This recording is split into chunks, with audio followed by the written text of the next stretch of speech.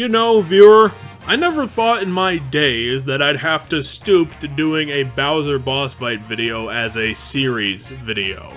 But when you look at Nintendo's poorly made cash grabs that just do copy-paste, I guess there's a reason for it.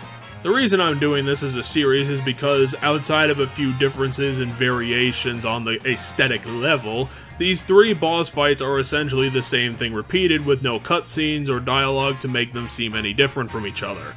You dodge the same fireballs, wait for the same Bowser jumps, and do the same platforming through all three of them.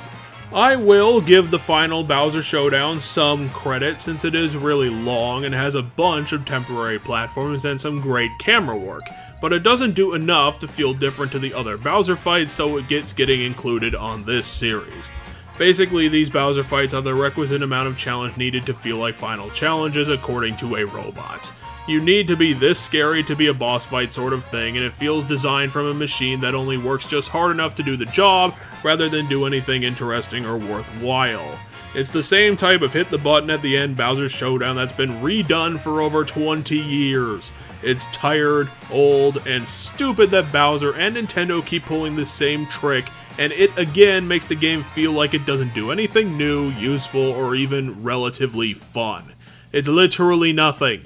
You could have had the same experience of fighting Bowser in this game as you could have if you threw the game into a fire before you saw him once. And it's worse than being bad. It's bland and boring, the worst kind of boss. It doesn't do anything, and you can't talk about it. So what if it has platforms and chase cams? It's still a breeze to finish, and the only reason you die to the final Bowser challenge is just because it has 19 steps to the ending instead of it being an actual challenge or even fun. Bowser in this game is a total waste of time and is a failure of a villain. Once again, Nintendo, fail!